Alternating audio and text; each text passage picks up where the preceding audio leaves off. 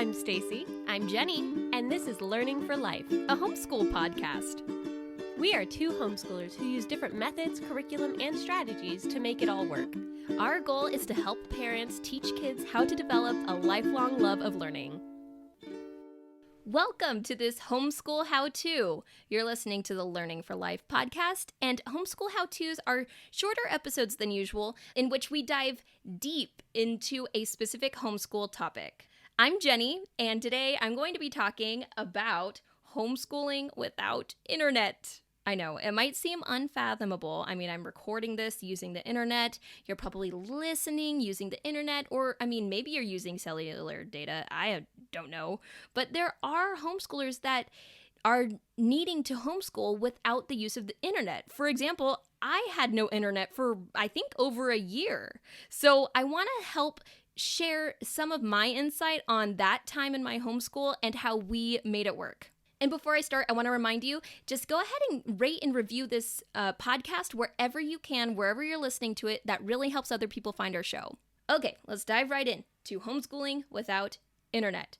There are so many reasons that someone might need to homeschool without internet, whether you live in a rural area that does not have internet service there, whether you're car schooling, or, internet is expensive, so I totally understand if some people just, don't want to have to pay that bill every month. I get all of these, various versions of why you would need to homeschool without internet. So just don't count yourself out as someone who would, always have internet, because you never know what's gonna happen.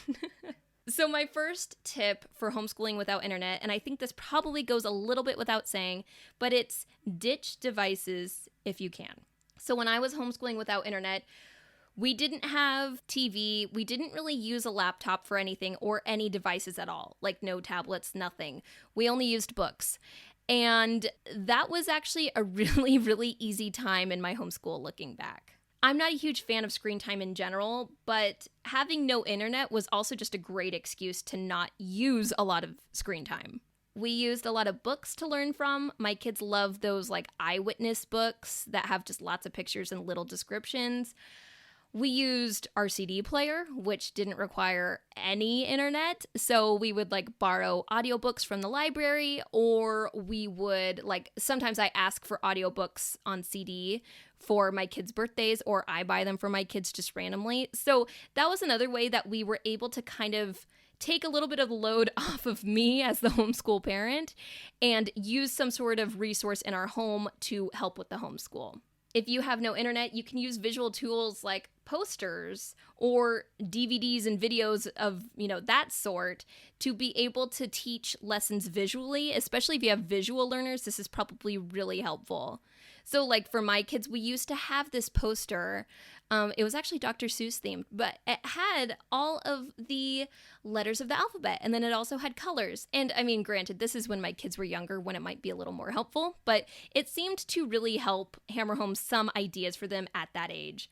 And then, like I said, DVDs, VHSs, as long as you have a TV and some sort of player for DVD or VHS tape. Maybe you still have it. I don't know. I wish I still had mine. That's another great way to use educational documentaries or anything like that in your homeschool. So I want to make it really clear right now, just really quick, that yes, I was homeschooling without internet, as in no Wi-Fi, but I had cellular data, which is something that most people have on their phones. So I'm going to just give a few suggestions for how to do that. Just keep that in mind, that I'm not talking about necessarily no internet at all, but as long as you have cell service, there is some sort of internet you might be able to access. So you can always use your cellular data and create a hotspot from your phone if you absolutely need to. If you every day want to set aside a few, maybe 10 minutes per kid to use some sort of educational website or game, like my kids used to do reading eggs on the iPad. So I would turn on the hotspot and then they could access it for a bit and then, move on with our day. It wasn't an all day unlimited thing, because that would have eaten up all my data for the month. So it was actually a really great way to limit them in those activities. Just really be super aware of your data limits every month, because it's really easy to go over on all of these websites.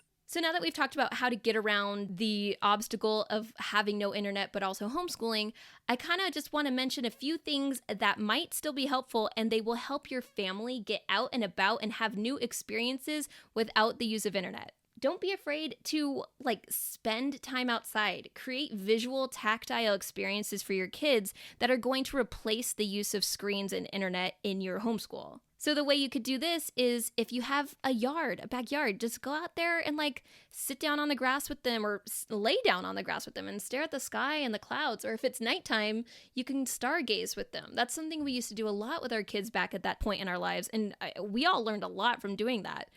We would go on field trips, and this is a great way to go have new experiences and maybe expose yourself to new things that you wouldn't have been exposed to. So near me are a lot of historical sites for California history because I'm kind of near the state capital.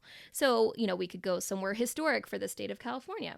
I always love going to the library, so I'm going to suggest that here for you too, because the library, they typically have school-aged events, so your kids can go socialize with other kids, and even if you are going to the library and you have to use some sort of internet, they have great internet there. So you can always reserve a computer, and then your kids can use that if there's something that they have to use internet for.